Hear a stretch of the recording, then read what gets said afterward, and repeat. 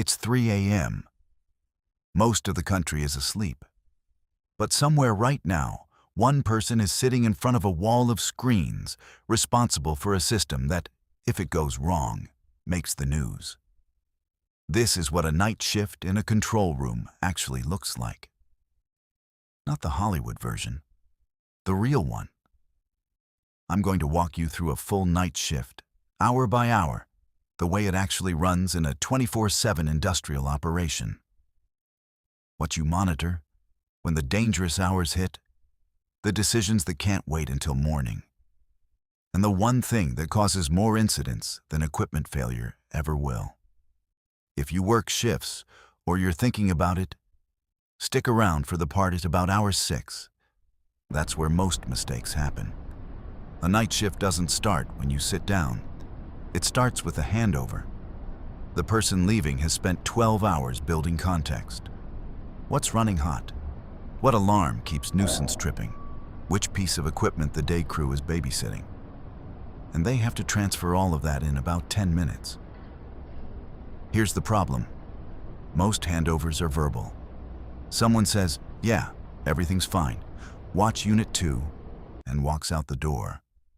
And 3 hours later, you're staring at an alarm on Unit 2 with zero idea what "watch it" actually meant. Good operations treat the handover like a cockpit checklist. Written, specific, logged. We'll come back to why that matters around hour 6. 11 p.m. to about 2 a.m. is what people think the whole night is. Quiet. The process is stable. No day shift managers calling, no contractors on site. But quiet is its own trap. This is when complacency builds. The screens haven't changed in 2 hours, so your brain starts to assume they won't. That's exactly when you need a rhythm. Structured rounds, log entries on a schedule, a reason to stay engaged. The operators who last aren't the ones who stay tense all night. They're the ones with a system that keeps them sharp without burning them out. Now, here's the part I told you to wait for. Somewhere around hour 5 or 6 of a night shift, call it 3 to 4 a.m., your body hits its circadian low. Core temperature drops. Reaction time slows. This is biology. It doesn't care how tough you are or how much coffee you've had. Aviation knows this. Medicine knows this. The data on industrial incidents shows a clear spike in this window. It's not that night shift workers are careless. It's that the human body was never built to make high-stakes decisions at 3 in the morning. And we ask it to anyway. So what do good operations do? They front-load the hard tasks. Anything that needs sharp judgment gets done before hour 5, if it possibly can. They build in checks during the danger window. And critically, they don't let one person carry it alone without backup reachable.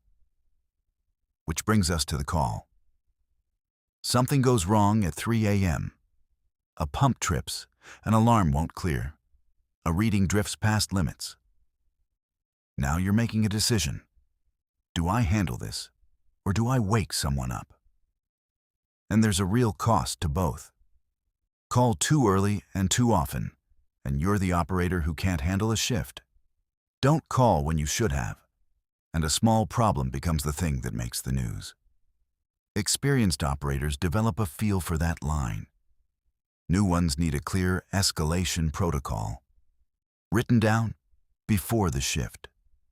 So you're not making that judgment call while your brain is at its 3 a.m. worst. The best operations don't leave this to memory. They have a call-out list, an order, a rule for who gets called and when.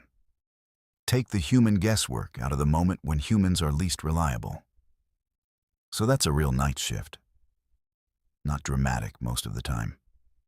Until it is. The whole job is staying ready for a moment that might not come, through the exact hours your body wants to shut down. If you run shifts, or manage people who do, the single highest leverage thing you can fix isn't equipment. It's the system around the human, the handover, the rhythm, the escalation. I'll break down each of those in upcoming videos. Subscribe.